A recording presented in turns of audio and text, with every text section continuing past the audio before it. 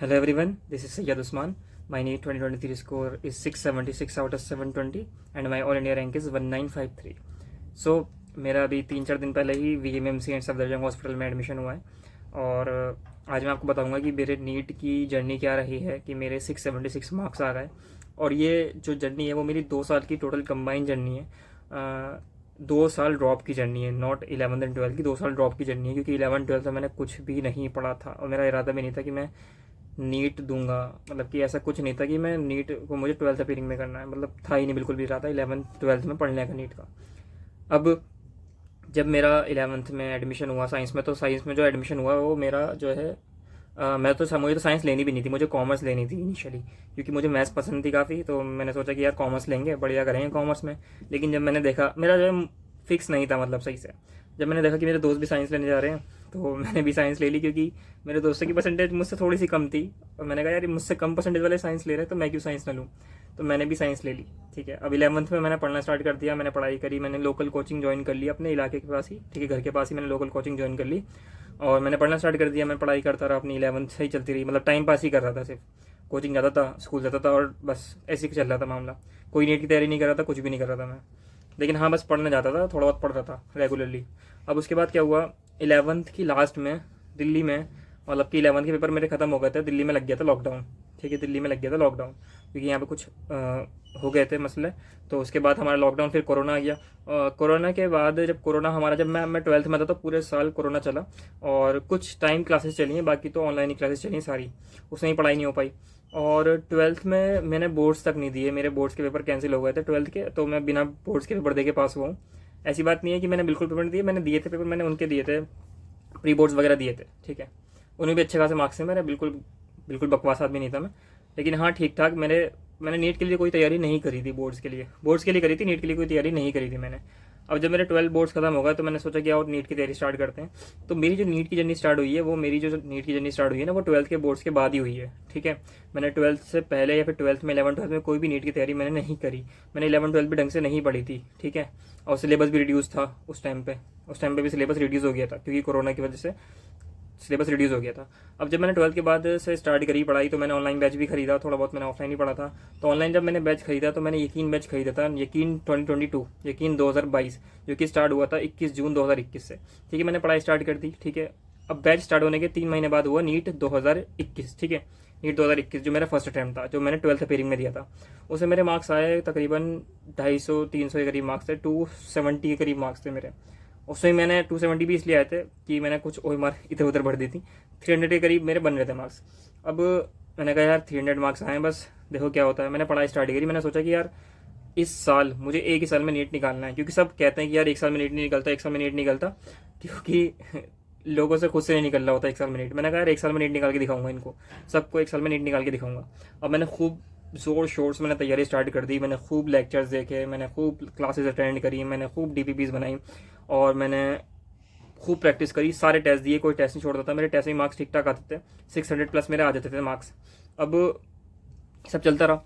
जब नीट 2022 का पेपर करीब आ गया तो मैंने सोचा कि यार कुछ ऑफलाइन टेस्ट देते हैं ना, तो मैंने PDF निकलवाई और टेस्ट देना स्टार्ट करे। अब वहाँ मेरे मार्क्स गिरना स्टार्ट हो गए।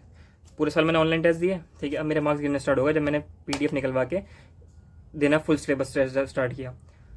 अब मेरे मार्क्स आ रहे हैं 580, 590, 600 भी नहीं पहुंच पा रहे थे मेरे मार्क्स। मुझे होने लगी टेंशन कि यार ये क्या हो गया। अब मुझे पूरे साल पता था कि यार मेरा एक सब्जेक्ट कमज़ोर है, वो है केमिस्ट्री। ठीक है, अब मैं आपको बताता हूँ क्या हुआ। नीट जब 2022 का मैंने पेपर दिया तो बायो थोड़ी सी हार्ड आ गई थी, असर्शन रीजन स्टेटमेंट वाइज वाले सवाल आ गए थे, लेकिन बायो तो मैंने अच्छे से कर दी। ठीक है, वहाँ तो मैंने प्रेशर झेल लिया, मेरे 330 मार्क्स आ गए बायो में। लेकिन जब मैं केमिस्ट्री में पहुंचा तो मेरा दिमाग खराब हो चुका था जब तक, और मेरे सिर्फ मार्क्स आए 115। मेरी, देखो मैं ऐसा नहीं कह रहा कि मेरी केमिस्ट्री बहुत अच्छी थी और मेरे सिर्फ दिमाग खराब होने की वजह से खराब हुई केमिस्ट्री, मेरी केमिस्ट्री इतनी अच्छी नहीं थी। लेकिन हाँ, उस पर थोड़ा सा असर बायो का भी आया कि बायो हार्ड थी तो थोड़ा सा उसका प्रेशर केमिस्ट्री में ट्रांसफर हो गया, मेरी केमिस्ट्री खराब हो गई। लेकिन मेरी केमिस्ट्री वीक भी थी थोड़ी सी। तो 115 मार्क्स आए थे सिर्फ और सिर्फ मेरे केमिस्ट्री में, और मेरे फिजिक्स में आए थे 150 मार्क्स, 150 के करीब मार्क्स थे। ठीक है, तो 591 या 595, 591 मेरे टोटल मार्क्स थे नीट 2022 में। अब इससे क्या पता चलता है कि आप, हो सकता है आप पूरी मेहनत करो, हो सकता है आप बहुत जी जान से मेहनत करो नीट किसी भी नीट के एग्जाम के लिए, फिर किसी भी एग्जाम के लिए आप बहुत मेहनत करते हो, आप क्लासेस लेते हो, आप DPPs करते हो, आप क्वेश्चन प्रैक्टिस करते हो, आप टेस्ट भी देते हो, लेकिन तब भी आपका पेपर क्यों नहीं निकलता।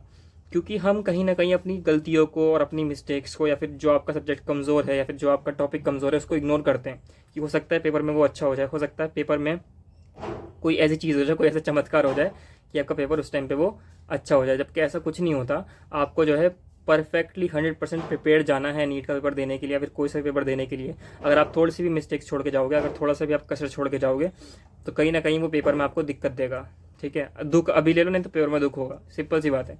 अगर आप अभी पेन उठाओगे, अगर आप अभी स्ट्रगल करोगे चीज़ों में, फिर अपनी गलती को सुधारोगे, तो वो पेपर में दिक्कत नहीं देंगी। अगर आप अभी से अपनी गलती को नहीं सुधारोगे तो आपका पेपर ख़राब हो जाएगा।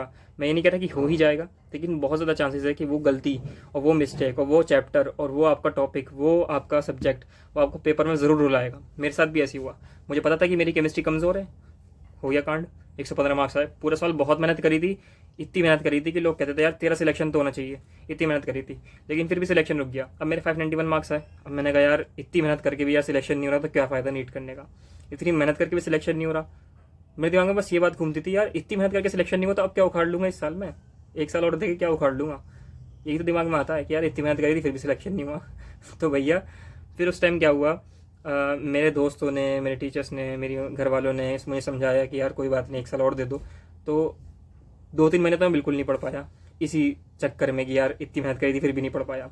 उसके बाद मेरे दोस्तों ने काफ़ी मुझे समझाया कि यार कोई बात नहीं, करो, कहीं ना कहीं चांसेस बने हैं कि हो जाएगा। मेरे दिमाग में फिर भी यही था कि यार बेकार है इतनी मेहनत करना, होता वो तो कुछ है नहीं। ठीक है, अब मैंने क्या करा, जब रिज़ल्ट आ गया नीट 2022 का, मतलब 2 महीने, 1 महीने से ज़्यादा हो चुका था, उसके बाद भी 2 महीने बाद मैंने पढ़ाई स्टार्ट करी ठीक से। मैंने कहा चलो अब करते हैं पढ़ाई स्टार्ट। अब मैंने पढ़ाई स्टार्ट कर दी, लेकिन फिर भी मेरा दिल नहीं लगता था। फिर मैंने ऑफलाइन टेस्ट सीरीज ज्वाइन करी, मुझे लगा कि यहाँ से मुझे पुश मिलेगा। मैंने ऑफलाइन टेस्ट सीरीज ज्वाइन करी एलन की। ठीक है, एलन की टेस्ट सीरीज ज्वाइन करी मैंने ऑफलाइन, जो तकरीबन थी 8,000 की टेस्ट सीरीज थी वो। और उसमें मुझे कितने टेस्ट मिले, 8 तो पार्ट सिलेबस टेस्ट थे, 2 रिव्यू टेस्ट थे और बाकी के फुल सिलेबस टेस्ट थे जो लास्ट के 3-4 महीने में चल रहे थे। तो मैंने उसको फॉलो करा, मैंने उसी से तैयारी करी पूरी की पूरी। मैंने कोई और टेस्ट सीरीज़ फॉलो नहीं करी अपने सेकंड ड्रॉप में, सिर्फ और सिर्फ मैंने एलन की टेस्ट सीरीज़ फॉलो करी है। हाँ, मैंने कुछ टेस्ट बीच में दिए थे, ऐसी फिजिक्स वाला वगैरह के ऐसे टेस्ट दिए थे, सिंगल भारत का भी दिया था मैंने, एक आध टेस्ट बीच में से दिया था, लेकिन फॉलो नहीं करा था मैंने सेकंड ड्रॉप में सिर्फ और सिर्फ एलन की टेस्ट सीरीज़ को फॉलो करा था। क्यों करा था, क्योंकि उसका सिलेबस जो है ना काफ़ी रिफाइन था। अच्छा, मैं एक बात बताता हूँ आपको कि ऑफलाइन टेस्ट सीरीज जो एलन की होती है वो हर कोई फॉलो नहीं कर सकता। वो वही फॉलो कर सकता है जिसके अंदर स्पीड हो। स्पीड यानी कि उनका सिलेबस बहुत डिफरेंट चलता है। 11th और 12th मिक्स चलता है। लाइक अगर फर्स्ट सिलेबस में, सेकंड सिलेबस में मेरे ख्याल से जेनेटिक्स भी थी, तो आपको बताना चाह रहा हूँ कि उनका सिलेबस थोड़ा सा मिक्स चलता है, हार्ड चलता है। तो हर कोई इसको फॉलो नहीं कर सकता। अगर कोई बच्चा ऑनलाइन पढ़ रहा है या फिर ऑफलाइन ही पढ़ रहा है, जो 11th से 12th की तरफ जा रहे हैं, 11th से 12th की तरफ जा रहे हैं, तो उनके लिए वो हार्ड हो जाएगा। क्यों हो जाएगा हार्ड, क्योंकि भाई सेकंड सिलेबस में जेनेटिक्स आ रही है, सेकंड सिलेबस में जेनेटिक्स आ रही है, सेकंड थर्ड सिलेबस में तुम्हारा रिप्रोडक्शन आ रहा है। तो इससे क्या है, 11th 12th मिक्स कर ली है ना आपकी। तो जो सिंपल 11th से 12th की तरफ जा रहा है वो तो फॉलो करना मुश्किल हो जाएगा उसके लिए। लेकिन हाँ, जिसने पढ़ रखा है, जिसने 11th 12th पढ़ रखी है और जिसको बस थोड़ी बहुत कमियाँ सुधारनी है, उसके लिए तो बहुत अच्छी रहती है ऑफलाइन टेस्ट सीरीज एलन की।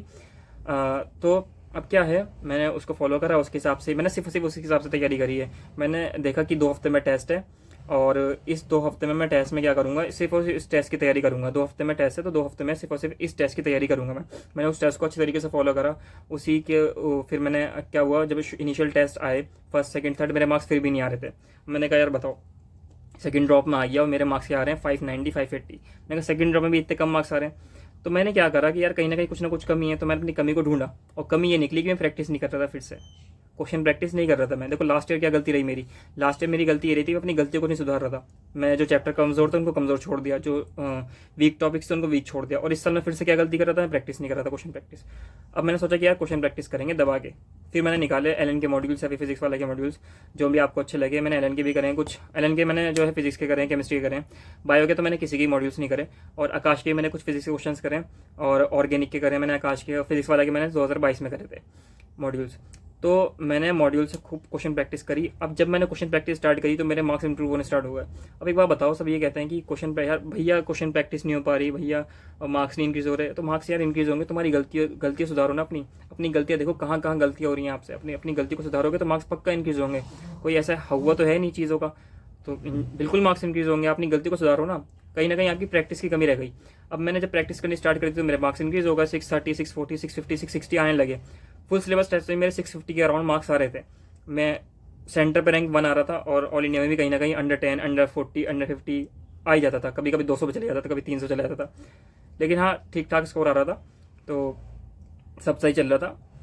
तो इससे ये पता चलता है कि ये जो 2 साल की स्टोरी है मेरी, इसमें मैंने 2 गलतियाँ करी थी मेजर। एक तो मैंने हार्ड की प्रैक्टिस नहीं करी थी। देखो हम इस साल, अब नीट बहुत आसान आया, नीट 2023 में नीट बहुत आसान आया। हो सकता है नीट 2024 बहुत हार्ड आ जाए, लेकिन हमें हार्ड की भी तैयारी करनी है और आसान की भी तैयारी करनी है। सिर्फ और सिर्फ आसान आसान नहीं करना, सिर्फ हार्ड हार्ड नहीं करना। हो सकता है हार्ड आ जाए पेपर तो आप तब फैल सकते हैं, हो सकता है बहुत आसान आ जाए तब भी फैल सकते हैं आप, ठीक है। तो हमें दोनों चीज़ों की तैयारी करनी है, हमें एजेशन की भी तैयारी करनी है, हमें सिंपल क्वेश्चन की भी तैयारी करनी है, हमें स्टेटमेंट वाइज की भी तैयारी करनी है, ठीक है। हमें सब तरीके की तैयारी करनी है, तो प्रैक्टिस अच्छी तरीके से करनी है। दूसरा ये है कि हमें टेस्ट सीरीज को अच्छी तरीके से फॉलो करना है और अपनी गलतियों को सुधारना है। अगर अपनी गलतियों को सुधारते रहोगे, अपने वीक टॉपिक्स को या फिर अपने वीक सब्जेक्ट को टाइम दो, किसी भी सब्जेक्ट को छोड़ना नहीं है। मैंने छोड़ा था, मैंने केमिस्ट्री पे ज़्यादा ध्यान नहीं दिया था, मैंने ध्यान तो बहुत दिया था, मैंने केमिस्ट्री में अच्छी तरीके से प्रैक्टिस करी थी, लेकिन कहीं ना कहीं मुझे पता था कि यार ये वाले टॉपिक्स कमजोर है, मैंने उन पर ध्यान नहीं दिया था। तो आपको एक गलती नहीं करनी है, आपको अच्छी तरीके से सारी चीज़ों को सुधारना है और अच्छी तरीके से सब चीज़ों को रिफाइन करना है। किसी भी चीज़ में मिस्टेक मत छोड़ना, किसी भी चीज़ में कमी मत छोड़ना। सिलेक्शन पक्का 1 साल में ही होगा, ठीक है। गलती को सुधारना है, अगर गलतियां करोगे तो सिलेक्शन रुकेगा मेरी तरह, ठीक है। तो मेरे 2 साल लग गए इसी वजह से, लेकिन हाँ वर्थ इट है। ऐसा कुछ नहीं है कि वर्थ इट नहीं था। 2 साल भी अगर आप चाहते हो, अगर आपका सिलेक्शन चाहते हो अपना, तो 2 साल कोई बात नहीं, 1-2 साल दे सकते हो आप किसी भी चीज़ के लिए, जिस भी चीज़ को आप चाहते हो। तो ये, और देखो स्ट्रगल सबकी लाइफ में होते हैं, ऐसे नहीं है किसी की लाइफ में स्ट्रगल नहीं है, सबकी लाइफ में अलग अलग स्ट्रगल्स होते हैं और उनकी अपनी लाइफ है, अपनी ज़िंदगी है। कहीं ना कहीं उनके पास, सबके पास अपनी अलग अलग ज़िंदगी में प्रॉब्लम्स हैं। तो जैसे मेरी लाइफ में प्रॉब्लम भी थी, आपकी लाइफ में भी प्रॉब्लम्स होंगी, उन प्रॉब्लम्स को हमें झेलना पड़ेगा, तभी हम आगे बढ़ पाएंगे। मैं भी अपने 12th क्लास में, जब मैं 12th में था और मैं अपने फर्स्ट ड्रॉप में था, मैंने होम ट्यूशन पढ़ाया है बच्चों को जाके, ठीक है। और मैंने सेकंड ड्रॉप में मैंने फिजिक्स पढ़ाई है, क्लास 12th के बच्चों को फिजिक्स पढ़ाई है मैंने। और ऐसे नहीं है कि ऐसे ही पढ़ाई है, मैंने बहुत अच्छी तरीके से फिजिक्स पढ़ाई थी और मेरे स्टूडेंट्स के 95 आए हैं, ठीक है। फिजिक्स में 95, 92, 93, 90। तो मैंने अपने सेकंड ड्रॉप में फिजिक्स भी पढ़ाई है। तो ऐसी बात नहीं है कि स्ट्रगल्स नहीं होते, सबकी लाइफ में स्ट्रगल्स होते हैं, सबकी लाइफ में अलग अलग स्ट्रगल्स होते हैं। तो हमें मोटिवेटेड रहना है और अपना काम करना है और सब कुछ ठीक ही होगा एंड में। ये थी मेरी स्टोरी। अगर आपको किसी भी चीज़ से रिलेटेड कोई भी क्वेरी हो तो कमेंट कर देना, मैं उसका रिप्लाई ज़रूर कर दूंगा, ठीक है। Thank you.